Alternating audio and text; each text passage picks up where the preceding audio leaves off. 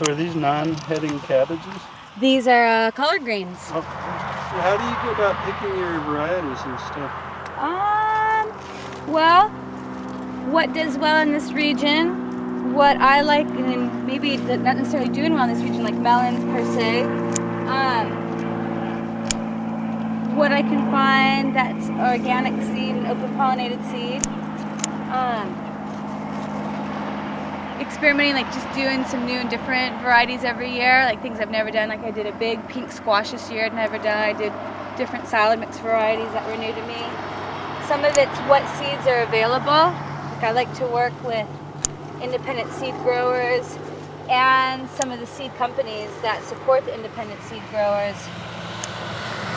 Like with these collard greens, did you have to do sort of marketing education? Or? Yeah, putting them in the CSA boxes with recipe ideas, putting them on the table at market, you know, with the more familiar greens in this area like collard or like chard and kale, and talking about similarities of preparation, talking about nutritional values, and just getting people really excited about it. I mean, the thing of it is if you grow great food, that's one thing, but to be able to market it is a whole another element to being a good farmer. I mean, direct marketing, in my opinion, is the only way to do it.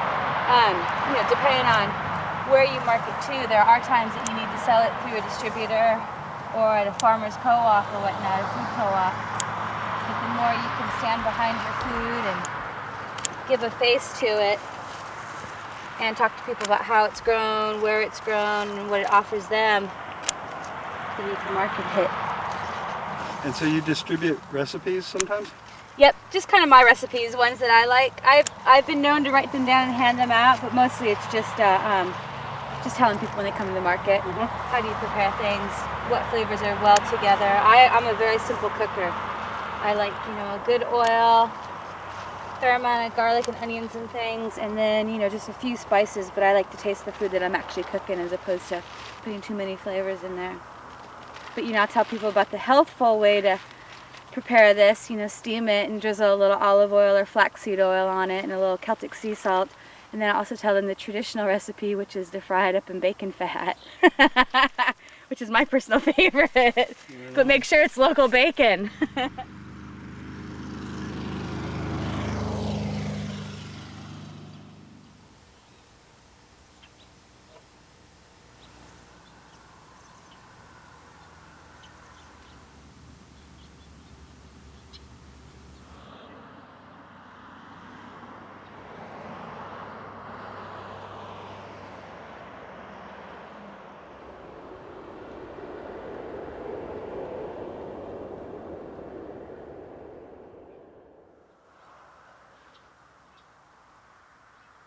I've been raising pigs for a number of years.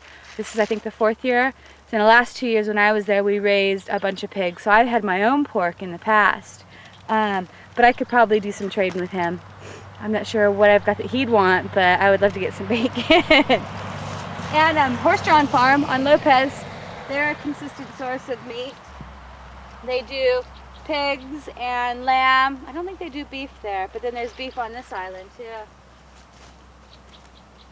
So like just sad, but it was comical at the same time. But he came from off island, Del Fox, and shot them and stuck them and bled them and pulled them out of the pens and all that, and it was horrible. I cried my eyes out. I was beside myself. But then when I found out the hanging weight, I was really like excited all over again. So I think it's almost, for me, a good thing to know how it's being raised, because I'm raising it, and know the care and the love and the type of feed and the conditions. You know, when you hand raise something like produce, meat, I mean, animals are the same way, and you have full respect for them in the process. And it's a weird thing with pigs because they acknowledge when it's their time to go. When that man went in the pen and went to do the deed, they actually tip their heads forward and know that it's time. And it's really a wild thing. And I think to kind of even have that emotional experience of feeling a bit of remorse and feeling sad for their passing their deaths, but then realizing that, I mean, I am an omnivore, and I did care for it in the time that it was alive. I don't know. It wasn't as hard as I thought it would be, and after having done it, I would only raise my own animals for milk and cheese and eggs and meat, because I think that that's a good relationship to have. So I don't know, give it a try. But it's kind of weird. You know, I had cowboy names for all of them. And when it was time for him to go, I wet my eyes out. I was just like, oh God, what are we doing? And even my dog Joey, he basically sat down and looked at me, and the only thing I could describe his look at was, his look for me was why. He gave me the biggest why look. And then when he was chewing on their bones and, you know, being part of that harvest as well, I think then he knew why. But so I think it's part of the experience to go through that. It's okay. It's not as bad as it seems.